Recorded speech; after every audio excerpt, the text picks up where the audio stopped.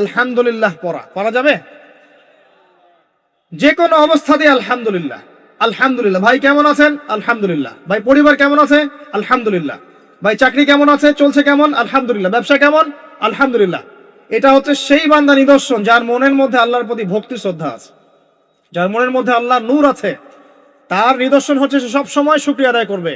একটা এক্সাম্পল দিচ্ছি, দেখেন ইব্রাহিম আলাইহিস সালাম ওই থাকতেন, আর এই যে এইখানে মক্কায় তার একজন স্ত্রী হাজারা আলাইহিস সালাম, ওইখানে একজন স্ত্রী সারা আলাইহিস সালাম। মনে আছে ঘটনা? আচ্ছা, তিনি আসলেন বাসায়, দরজায় নক করছেন যে বাসায় কে আছে? দরজার পিছন থেকে বলা হচ্ছে যে আমি।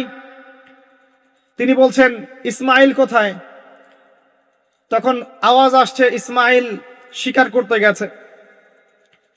তারপরে তাকে বলা হচ্ছে তোমরা কেমন আছো, স্বামী স্ত্রী তোমরা কেমন আছো? তো স্ত্রী জবাব দিচ্ছে আমরা ভালো নাই, আমাদের ঘরে অনেক অভাব, আমাদের অনেকের স্ত্রীর মতো। আছে না এরকম?